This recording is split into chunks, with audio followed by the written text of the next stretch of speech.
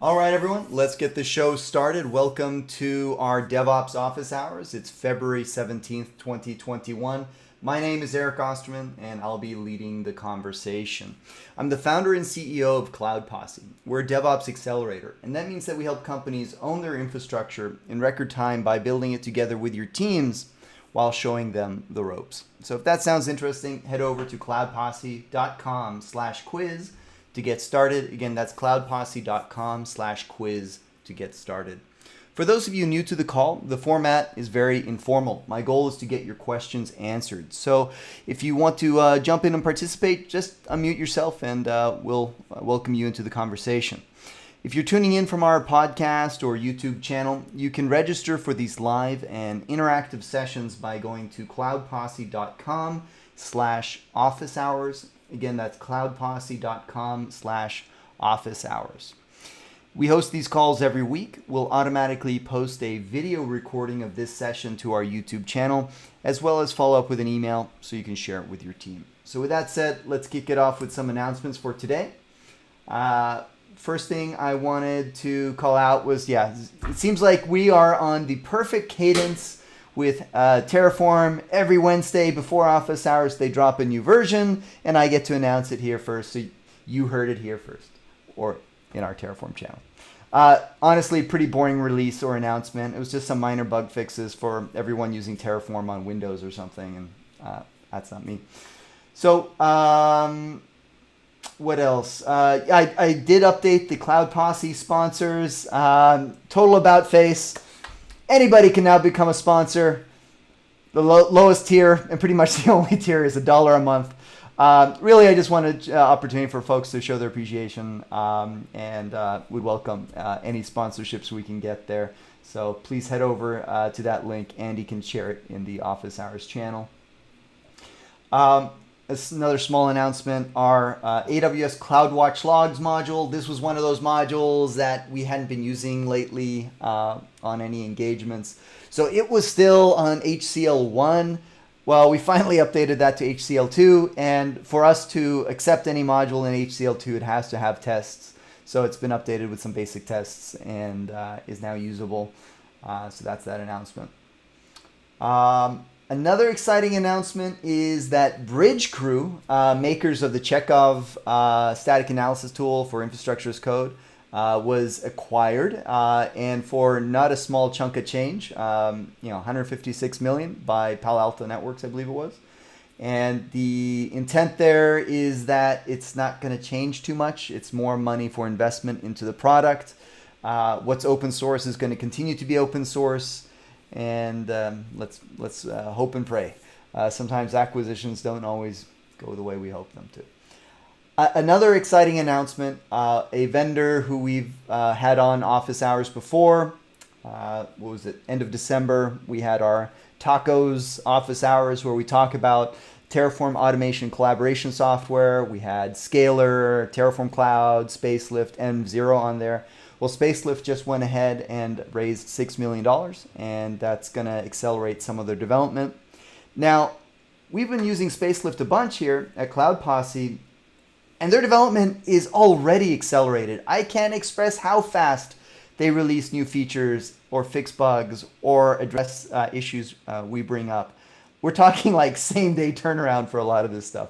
So if they do that on what they have raised now, and now they're getting $6 million, I can only imagine the leaps and bounds that their product is going to take.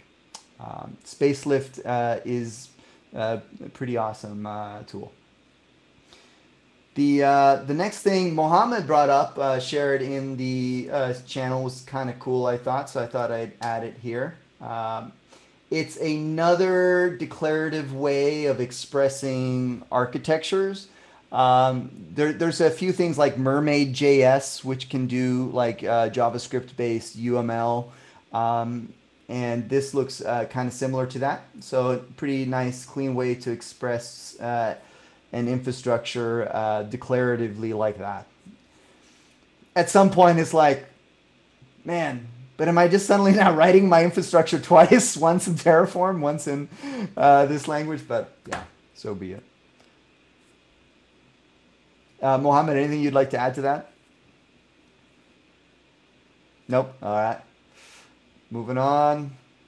And yeah, my standard thing. Do check us out on YouTube. If you haven't subscribed already, just go to youtube.com/c/Cloud Posse and you can check out all of our past office hours recordings. All right, let's get into the meat of it. Or any other announcements from anyone here. Cool stuff that you've seen in the news relating to DevOps over the past week. Yeah, we now have Kubernetes 119 on EKS. Oh, really? I missed that. That's cool. What are some notable features of 119? No idea. Okay. It's not even the default just yet, as far as I've got. It's just there. Yeah. Come on, Mohammed. You've already done the upgrade. You already know what the problems are. Tell me. No? Ah. Not today. I'm looking for the specific one, but it wasn't it snapshots was a really nice addition. Volume snapshots. That'd be cool. I thought that was 119, but I'm not sure. Ingress went GA in 19. Yeah.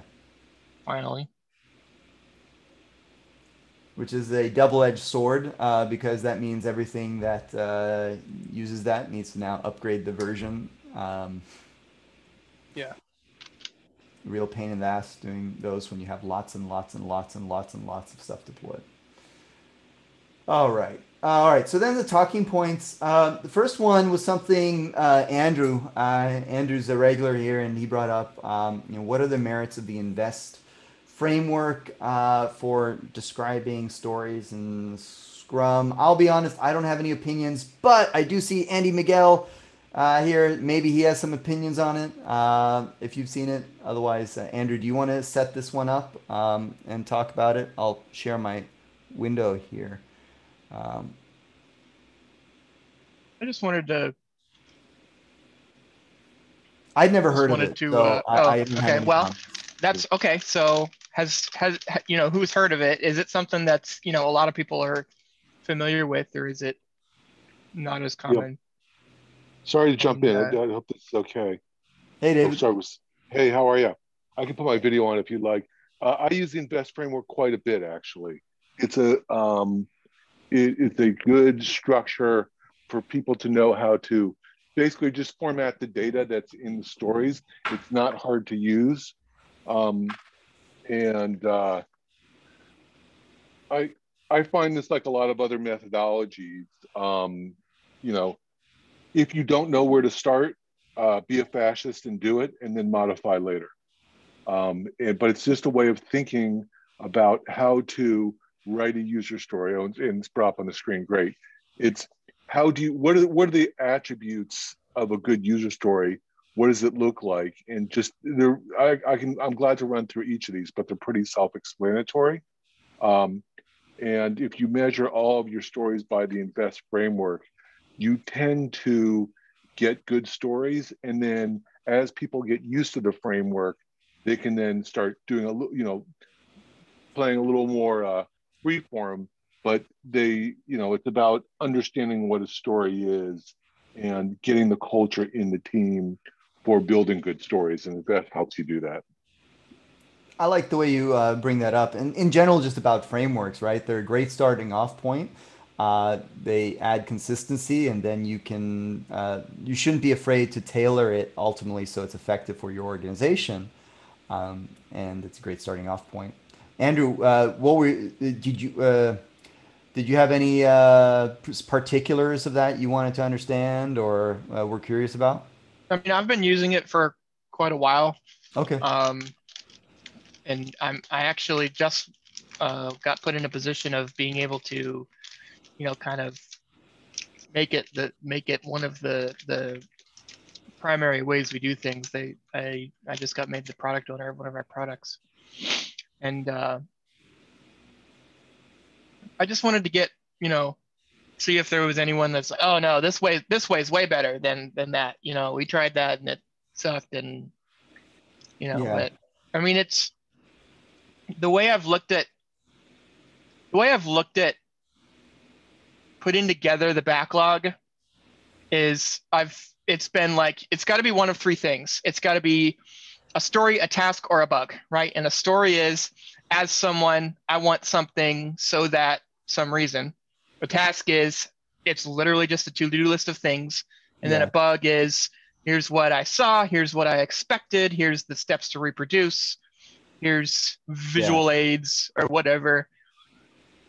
And I have, in my experience, it's helped a lot with giving the rest of the team kind of the free rein to create stories and tasks and bugs and everything, without them being wildly different. Yeah. You know, because that makes my job a lot harder when I try to, you know, refine the backlog and prioritize it and everything. Yeah. Sorry, one other thing is, in addition, there's a spike, right? And the spike invest doesn't work well for a spike. So I can literally spend an hour talking about this and how to think about it. And I'm glad to do it offline. I don't think it's appropriate to do it here, but which to point and which not to point, and blah blah blah about all that stuff. I'm glad to do it offline if you were in. That's great, David. Though I'm happy you stopped by.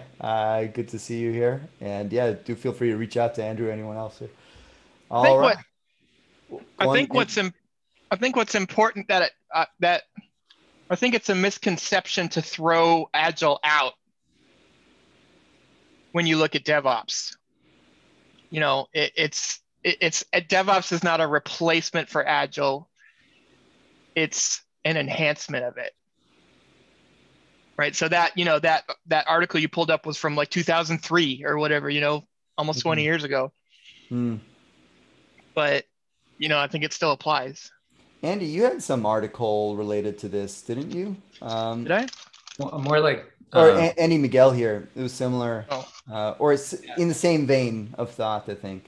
Yeah, it was called Why is it hard to manage work for DevOps teams? But it's important to differentiate between a team that's like, you're embedded with developers and QA engineers and you're working on an application together, versus you're a pool of shared resources that are pulled in different directions.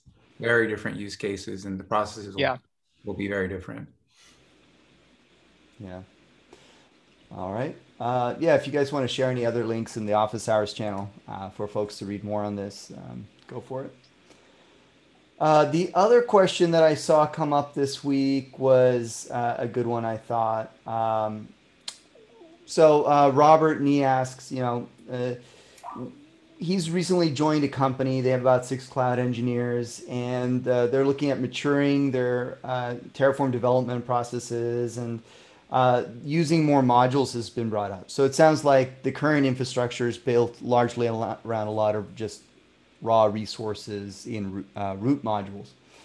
So his question is, when do we actually bite the bullet and develop a Terraform module for some piece of our infrastructure? And there was a good discussion around this in the thread here. I agree with a lot of the points that were brought up. Some ones I wanted to highlight. Start here, like, Zach brings up, if you have lots of resources that compose some, creating some capability or solving some use case, that's one of the good criteria for when you create a module. I think that alone is not enough. I think you have to look at the second point there, which is, are you going to be using this multiple times throughout your organization? Is it reusable, basically? And what kind of best practices do you want to establish? So standardization.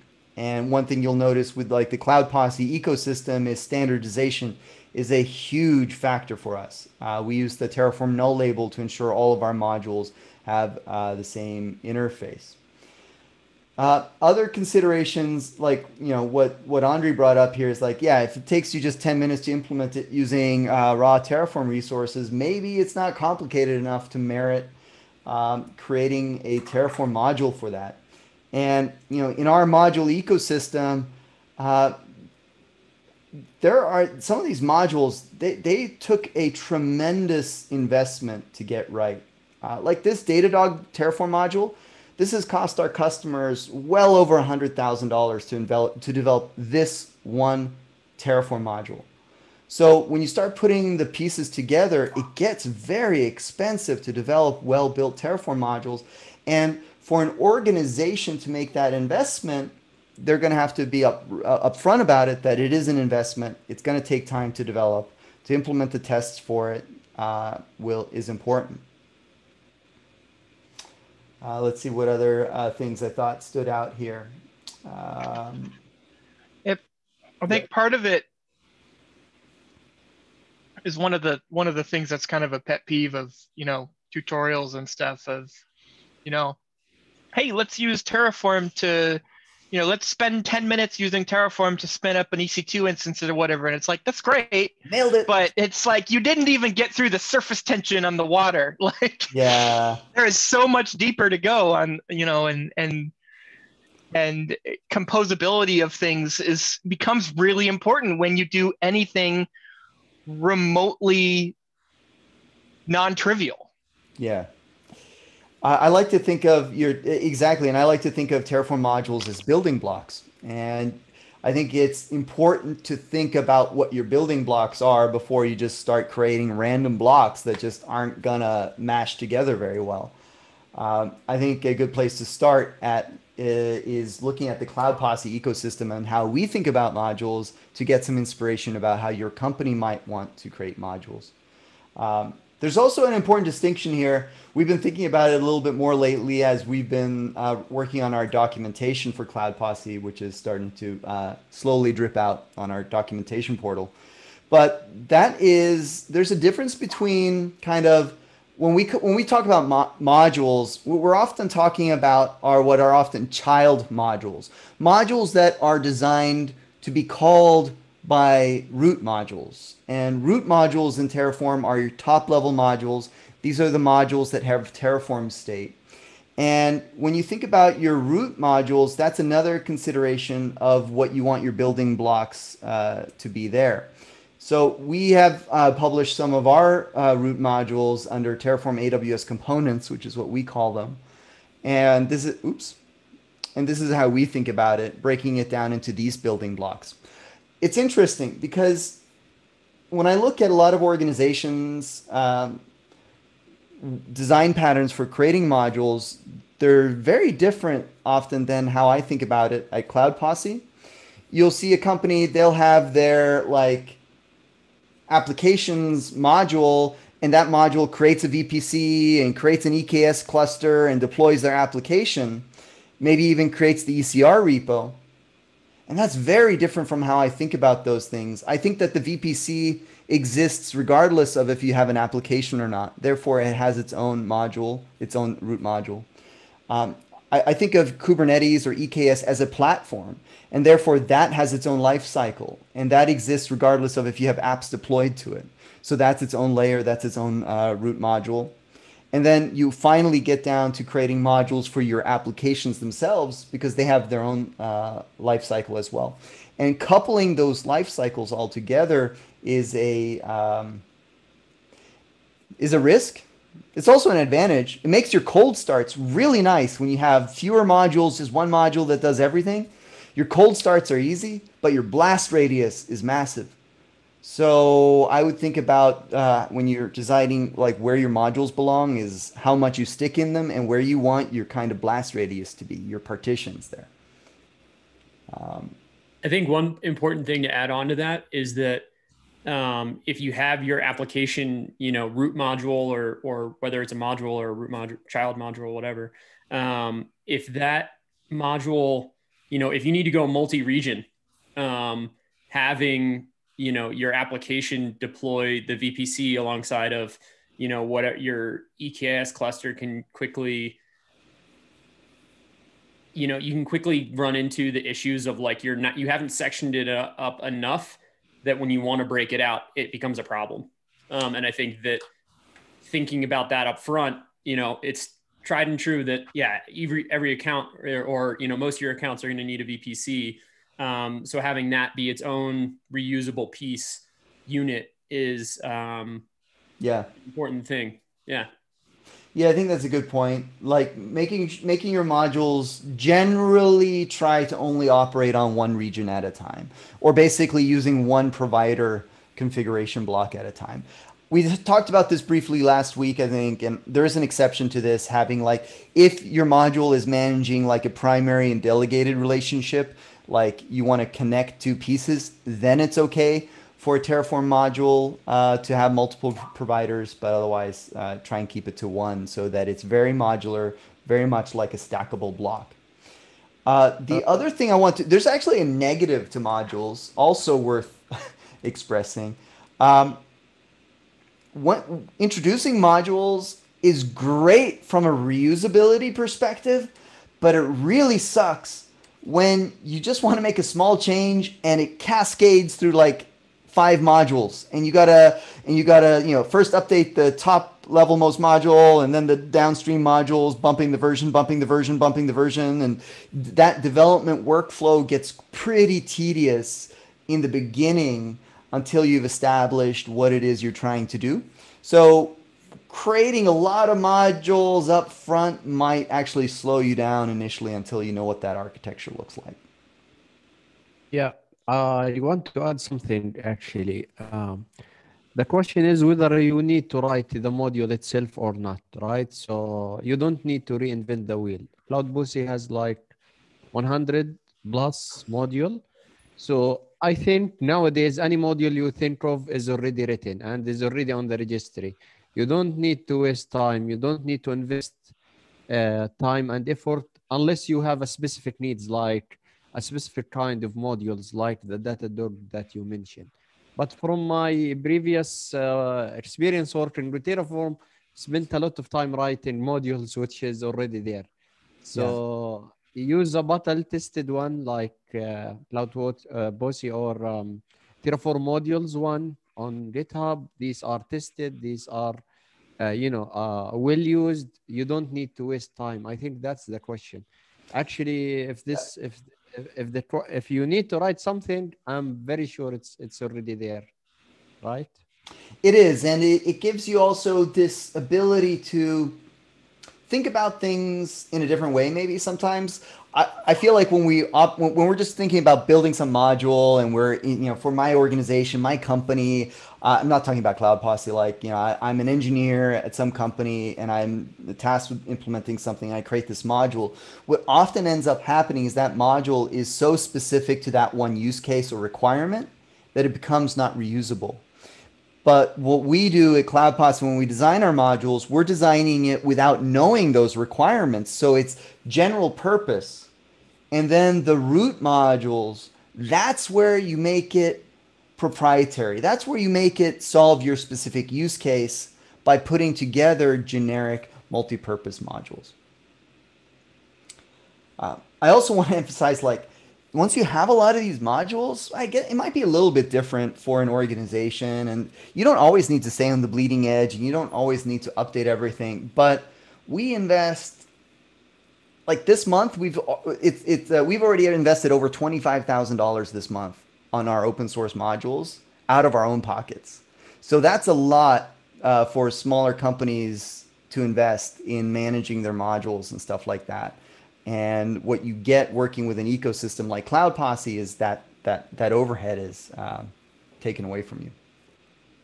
I was wondering, like, for the modules, like not reinventing your modules. So one thing I do is I might have a particular implementation I want for my company or infrastructure. So what I'll do is I'll do a wrapper module that will call the module that I don't want to reinvent, but it'll have kind of the canned options that I'm going to use across the board. Yeah. And then I'll use those canned options in, like, stage, prod, whatever. So I was adding that. But also I was wondering, what about cross concerns? So for example, like on AWS EKS, what I want to do is I'm going to use Kubernetes or EKS.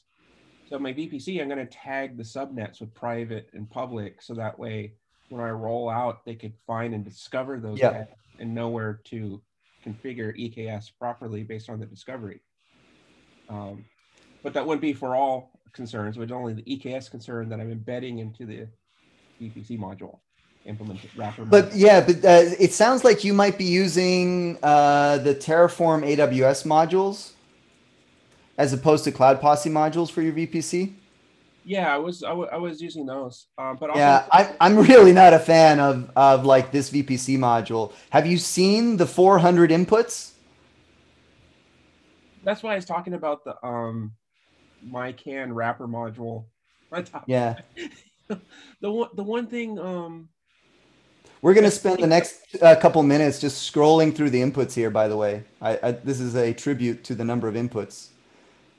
Yeah, Still this is scrolling, by what the way. I know one thing that's makes me sacrilegious, but just for quick and dirty test environments, or if I'm doing tutorials and blogs, just to try to get someone that doesn't know any of this stuff up and running, I'll use EKS cuddle. So, but I like to control the VPCs because I don't want to cross concern, so keep that separation. So I'll have a VPC Terraform module that will do all the stuff, and then say, and then run a template with Terraform to configure the, say, YAML for EKS cuddle with all those subnets in place. Yeah.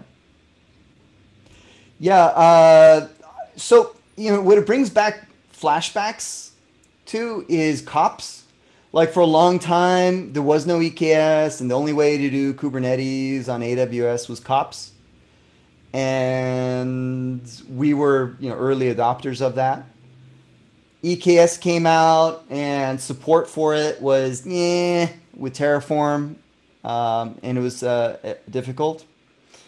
EKS Cuddle came out, and it's a beautiful CLI tool for managing EKS. It really makes it feel more like a GKE cluster, God forbid, in terms of ease of use.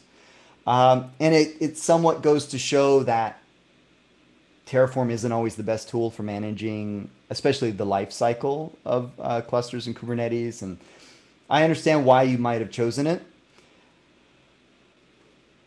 The trade-offs are like, then once you want to start mashing these tools together, Terraform with EKS Cuddle and the life cycle of it, it's like the last 80%, the last 20% ends up taking 80% more effort to do. At least that was our experience with COPS. Yep. You might implement continuous delivery maybe with Terraform, and that works one way. And now you're going to have EKS Cuddle, and now you have another way. You got to do it. Well, like internally for our cloud infrastructure, that's Terraform all the way. Even Kubernetes and Helm. Yeah. Terraform to drive it. For customers like who might want to roll their own, I try to keep it simple because they don't want to touch Kubernetes with a pole. But I know right now for stateful distributed database, Kubernetes is maybe no matter like the only games in town. You cannot do stateful set with ASG without some heavy homegrown coding or Portworx or something fantastic. I agree with that. We've had to deal with this a couple times, where like the customer wants to have a solution that they can deliver for self-hosted like enterprise agreements, like take our product and deploy it in your own AWS account in VPC. And Terraform on the one side seems like the natural solution for it, unless you've actually used a lot of Terraform and realized that to act like Terraform as an end user isn't necessarily turnkey either, and introduces its own whole world of problems. And like for what you're trying to do, you want like an easy turnkey solution for a like distributed packaged product. Yeah, I don't have the answer for how to do that. We for one situation we kind of went back to the idea of like, let's just do a fat VM and distribute it as an AMI. It worked for that particular use case. Scale was not a consideration. It could just be scaled vertically. There's another product, Replicated. If you've heard of Replicated, it's designed for distribution of services like this, shrink-wrapped services. But it's a commercial product. Sorry. Can I add just one thing? So I was basically going through exactly the same kind of thing because I'm working with 11 developers and I'm the only one DevOps. So basically I was trying to, somewhat explain why my choice of Cloud Posse. And, after the first 6 reasons, I think that I gave the best reason that for me is the label model. That thing is that stopped any discussion, because it's true by a hand that you need to go through. You need to get into the ecosystem, which is, I mean, it's perfectly fine, because I think it's best practice to just stick with one maintainer and one developer about models, so you don't jump from one model to another about developers. And sticking with that, you're basically, you just use one time, which is great. You just need to set the label one time. It's sorted as you want with the label, how it is called, the sequence, of the label order. Yeah, the label order. You set that thing one time, done. And since most of the models, if not all of them, because I think all of them are using namespace, and so on, I mean, that thing is awesome. It's it's been really our secret sauce to getting all of this stuff to work with so many modules. The challenge when you're trying to piece together this person's module with this person's module with this person's module is a consistent naming convention. And if you're a stickler like I am, like I want to log into AWS and I just want it to look beautiful and clean. I want everything organized and tagged properly. And you don't get that with the vast majority of modules out there. Yeah. One thing that I did has been to just set the first attribute, which is that thing is, guys, that thing is great. The attribute thing is great. It's the escape hatch. You can just put there a random string. Boom, the random string is goes across the whole deployment, and it will always be the first thing after the name. That's just awesome. Like it's kind of like using CloudFormation templates. Like it ensures that you can create this stack n times in your environment. Yeah, which is great. Yeah. All right. Sorry, let's see. Since we are speaking about this, can I do a question about that? Yeah. Difference between, I didn't clearly get the difference between resource and the label. Sorry, context and the label. Oh, yeah. So, So context.tf is a invention that we came up with to make it very easy to create a common interface with everything. So context.tf is not a Terraform thing. It's not a module thing per se. It's this file. We put it under export. If I remember. What was that? Is that called with self or something? Yeah, exactly. So it was this. So yeah. So what we always do is we just invoke. We always create if you copy this file by convention into every one of your modules, now every one of your modules will have a consistent interface. And then what we do to make calling those or accessing those attributes very straightforward is we just have this like self-referential module that is like, module.this, which is based on null label. You pass it these variables, and now you can just pass a map of the context of all these things through all your modules, and it's incredibly dry to pass your labels between everything and ensure consistent labeling. Andy will share. Andy, can you share the video? We have a video on YouTube that goes into a better explanation. It's just Cloud Posse explains context.tf. Oh, okay.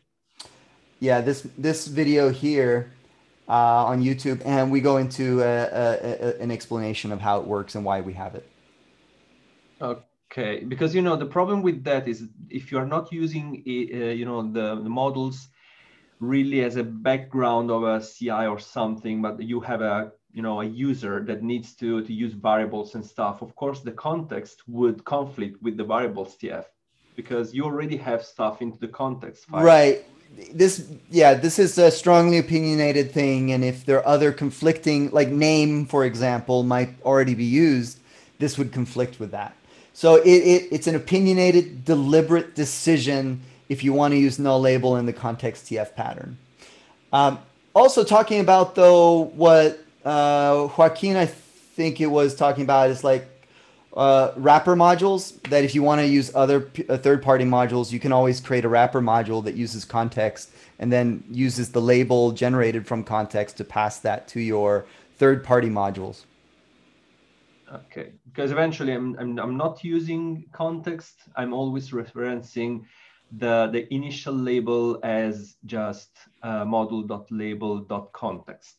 Oh, and okay. I set everything into the first label, and then I reference the first label, and I just create further Yeah, labels only.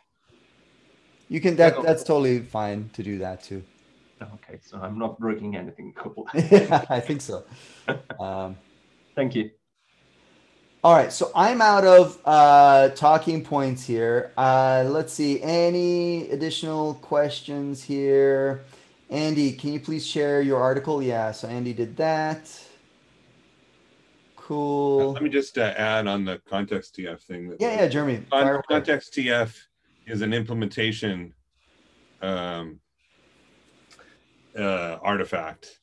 It is not meant to be directly used. The point of it was to make it easy for us to keep all of our modules in sync and to automatically update them to stay in sync by simply replacing a single file. We had before the problem of, well, we had all of our variables in variables.tf. What do we do if we want to add a variable to null label? Well, then we would have to go in and diff all the variables TFs and patch the variables TF file. And, that's very difficult to automate across 200 modules. So we put everything that's needed to interact with the null label module in this context.tf file, so that that's one file that everything is just in there. It's not meant for you to directly reference. That's a really good point. Yeah, because it was a pain in the ass. We used to have it all in the variables TF file. To Jeremy's point, that's when the diffing became like, we can't manage this. So we ripped it all out of variables.tf. Everything common we stuck in context.tf so we could do what Jeremy's saying. Yeah, it makes perfect sense and smart. Yeah. So then, so as a user, you never reference it. What you were doing is correct, that if you want to get a variable out, you use modules this and the variable name. If you want to, and then the other point about this is that you pass the same set of all of this information, you pass to our other modules using context equals modules this context. And that we just added a couple of features to null label where now you can have some control over the case of tag names. That added a couple of variables, and now that's all backwards compatible just by updating the context.tf. As long as you were passing context.tf modules context along, then the new variables get passed along and used where they can be used and not where they're not. And we're going to add some more features to null label similarly, and that's context.tf is what enables that, but it's not something that you should be directly referencing. Cool. Yeah. So everything Jeremy said. And this was the GitHub action I just wanted to show. So then we have this GitHub action in each one of our repos. Every single night, we just check to see if there's a new version of that interface and download it.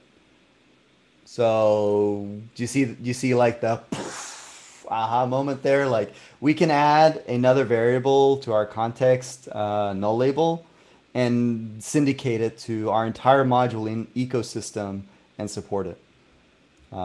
We recently tried this and did it. We did run into some issues with version compatibility.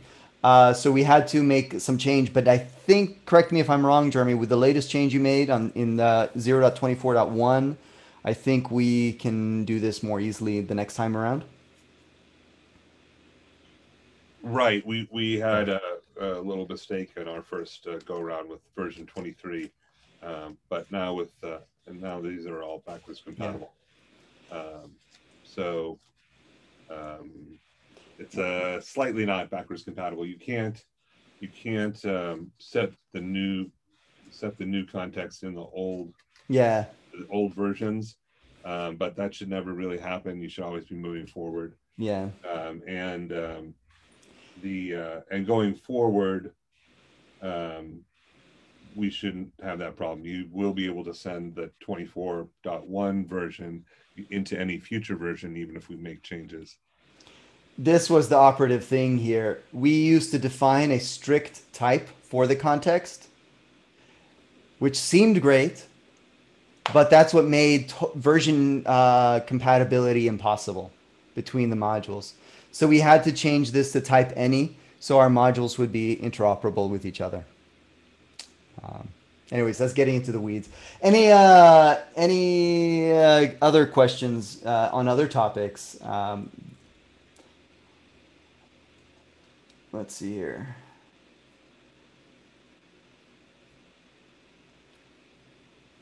Yeah, floor's open. Any questions?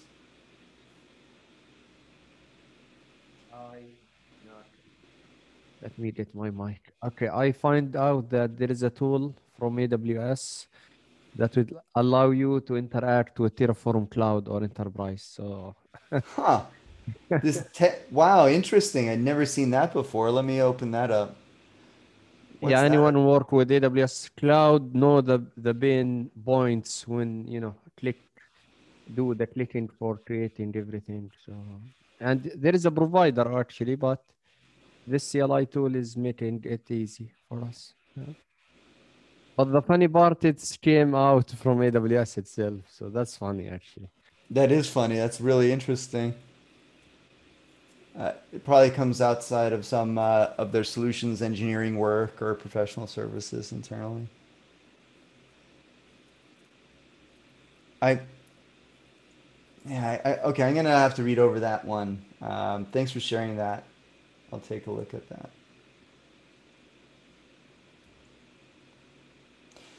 So David Lozano asks, what secret key managed system do you prefer to use? This is a big topic. I think that the conclusion I've come to is there is no one system you will be able to adopt, because you will be at the mercy of the tools you've picked, and there will be different secrets management key storage systems that you will need at different layers of your stack. For example, let's say, okay, you've chosen HashiCorp Vault. Well, where are you going to keep the tokens, the seal keys, unsealed keys for that? Oh, yeah. Those are going to go in a Secrets Manager or SSM or some other place. So that's my point of that. There will be different secret stores at different layers depending on what you want to do. Thank you. Anybody else have something to add to that? Has anyone has experience with HashiCorp boundaries? HashiCorp Boundary? Right. Yeah. Oh, yeah, Boundary. I haven't yet. Matt Gowie, were you playing with that, or I saw somebody played with it recently, but it was a little bit early. It wasn't me. I looked into it and realized that unfortunately, it just like compared to the other Beyond Corp tooling that's out there, it seems like it's a complicated approach. Like to deploy it is not a trivial thing. Maybe doing it in one cluster is easy. But it's like there's easier ways to get to be honest, I don't know if there is. Deployed. Can you please tell me the easy Beyond Corp solution?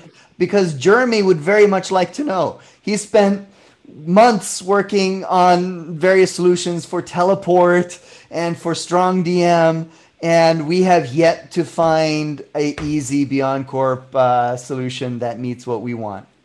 Okay, well then maybe this is just. I think it's Tailscale. Yeah. I think Tailscale will be the future. Like, WireGuard with like some product offering on top of it is pretty sweet. But unfortunately, I didn't actually get to use that in a production setting. And now I'm going, where you folks have gone with Strong DM.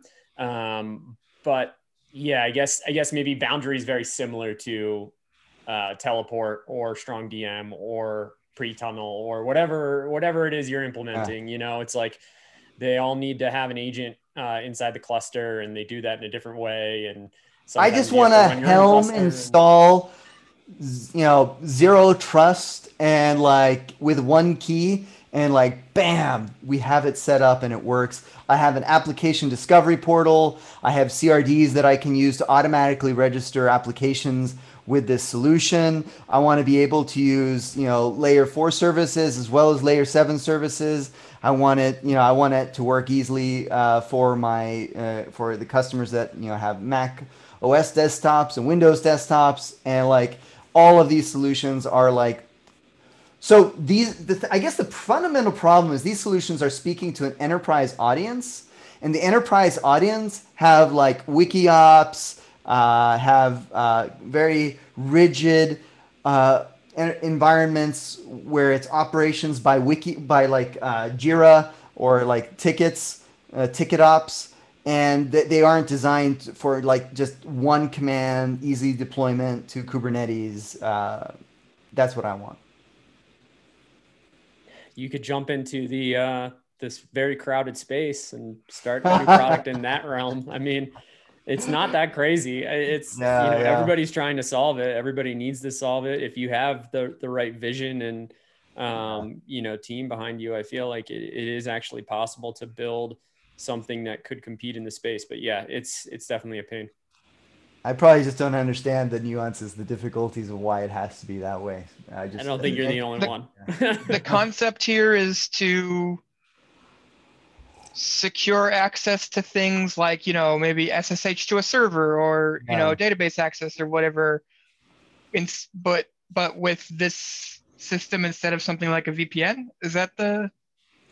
Yeah, basically identity-based point-to-point tunnels that work with a single sign-on, and when I say identity, it knows who you are based on your single sign-on authentication. Yeah, so role-based and like role-based access control, and not having to deal with OpenVPN certificates where you want to blow your brains out. Like if we can get past that in the modern age, I think we would all be happy. And the problem with the VPN in the traditional sense is like you're just getting full on like network layer access, layer 4 access to everything there. With zero trust is one connection to one service that's authenticated and subject to role-based access controls. I think there is one service like that. I just joined one company that does that and use Aviatrix, and this is exactly what you're talking about. So wow! Point Please share it, Marcin. Role-based access control. I'm not sure if but it's easy to deploy as well. That's the key thing. I'm not sure because I haven't deployed it yet, but it's quite a complicated solution, I think. If you're working there, we expect you to make it easy to deploy. That's your goal. About the deployment part, I think that HashiCorp has a cloud version for boundaries. As part of their HashiCorp cloud platform? I don't know if they have that available yet. I think it's at this moment it's in beta. Okay. That could be. At the moment it's in beta. But I think that you have to create a peering connection with your AWS VPC or something like that. Or maybe you have to create also you should use the console cloud version, so it can connect to your VPC. And I don't know how they're gonna do it for customers that doesn't use AWS. If that's the case. I think that's an interesting. I go think ahead. You miss. Yeah, thank you, Matt. I think you missed something old but easy to deploy, Eric, which is AWS client VPN. I'm not sure if you tested that before, but I already deploy it. It's automated with Terraform. You can have SSO with that. You can have even TLS created with Terraform. It's a little bit pricey, I admit it, but it get the job done, I think. Technically, it's not, I think, in the zero trust category because it is just a traditional VPN. But Yes. but I'm curious. I'm aware of it. Haven't tested it. The word I've heard mostly is that the end user experience with it isn't that good. But it sounds like what you're saying is that that's not your experience. Any other feedback here from others who have tested it? Are you talking about the client VPN? Yeah, the AWS managed Open VPN solution. Yeah. I have been using that for I think the last 2 years, and it has been pretty robust for me. Like before, I used to use the OpenVPN client, the computer, and well, I use the Tunnel Blick. I think that's the name for the one Yeah, the open source for Open VPN client. yeah, for Mac. And they also released an AWS client VPN application that they both work re, re, re, really good as far as I have been using it, because Gotcha. I build infrastructure in different regions, and I peer other regions to a hub transit gateway, and this client VPN has access to this transit gateway, and from my computer I can reach any AWS region from all the AWS accounts that I manage. Is it So yeah, relatively easy to restrict which subnets a individual user is able to transit? yeah, like Okay. in there is the different way of doing this. Like one way is like this client VPN is attached to one subnet, one or two subnets or three, and these subnets are gonna have the route tables pointed, like you are allowed to reach whatever Right. environment you want based on those routes. But if you wanna leave it open and leave anyone connected to the VPN to have the routes to all the other subnets, you can do it. And what you can do is, because I am using the OpenVPN solution linked it with Active Directory. So based on the Active Directory group ID, I can decide what prefixes to advertise to the client.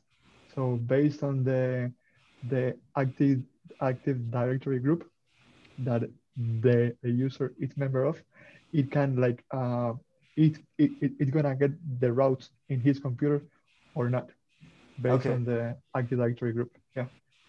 Yeah. I implemented also recently too. And so I found like, yeah, there's a nice tutorial to have on it. I use that. I wrote some of my own Terraform module on it. Yeah, there's a NAT gateway, and you put S3s and routes. You do the same thing and setting that up. And I was using it, of course, with the EKS. And yeah, they have clients, but only for Windows and Macintosh. Okay. And so my experience in Linux was horrible, but at the time, I didn't know that there was some GNOME widget stuff that you would have to add, that you could add to make it like more transparent, easy to use. Okay. It's just that on the Ubuntu side is not very well documented. I only came across it because I had a client that was using Cisco VPN. They told about the L2TP type of client and to configure these things. And I'm like, oh, there's also OpenVPN one that I can use AWS, but I didn't know that. Cool. All right, so that's the missing piece that I didn't know, was that Amazon also has released their own VPN client for OpenVPN to help with the negotiation and make it a streamlined end user. I just want to add one more thing. I also integrated with ACM, so I was able to use a private Amazon certificate manager and certs and stuff like that. So that was also useful. Oh, cool. All right. Yeah, also, well, I can picture a Cloud Posse module in our future that implements this. yeah, you can do something actually here, Eric. I want to add 2 points. You can automate the creation of the OpenVPN profile file with Terraform. For each user, you will have it generated automatically. And also you can enable inbound route 53. So you can have private, DNS resolution between the client VPN and the Yeah. private network there. Yeah. Yeah. So I'm reading through here the chat. I almost never look at the chat in Zoom, seeing what I missed today. Sorry, we're looking at. I can stop when you find another question, but if you want, I have one. All right, we have 4 minutes left. Let's see how much we can answer. Well, into your layered, on Cloud Posse with the 4 layers of infrastructure. Thank you, that one. Yeah. So big picture, basically you're layering the thing, the deployments, which makes sense. So basically you have the Terraform layer, and then you have the Helm layer, which is basically deploying the application. But I found some, problem, because basically the autoscaler is then deployed as a Helm chart, or you can actually, of course, deploy it as a single, configuration, a single manifest during the Terraform. So, there is a gray area between when you want to use your module to deploy the EKS node, that one has also the ability to tag all of the objects for, ready for autoscaling. But then eventually I had to implement the Helm charts, which requires, eventually to kind of configure kubeconfig. You need to do something local, which is not great when you are using Terraform. I would like that to be separated. What do you need to do that's local exec? We don't do anything local exec. Well, with Helm, because the problem that I faced was like, okay, now to have the Kubernetes cluster deployed, auto-scaling deployed, you need to have the, that configuration, that deployment running on your EKS cluster. Yeah. I was wondering how you deal with that usually. Is that something that maybe you are deploying with Terraform but without Helm as part of the deployment, or eventually you are relying anyway on Helm to deploy that auto-scaling thing? Well, so we use Helm to deploy the cluster autoscaler. I forget what it's called for AWS. It's under a newer name now. We're technically deploying that with Helm file right now, but there's no reason you couldn't deploy that with Terraform as well. If I don't know if this is visible here. I don't think it's zooming in enough, maybe to be visible. But here's this. So, we first have our master account. We provision our accounts and subnets and VPCs. We have our IAM architecture and our DNS architecture done. On day 0, we got that much done or taken care of. On the next day, God created the Kubernetes clusters and the IAM service accounts, and the backing services and the WAF.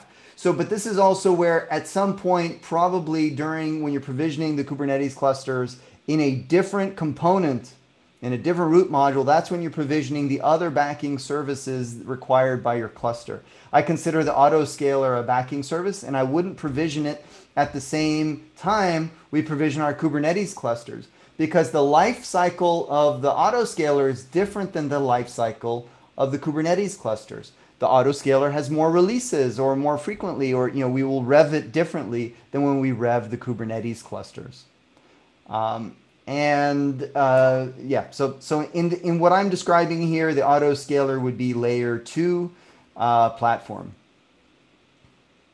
Thank you very much.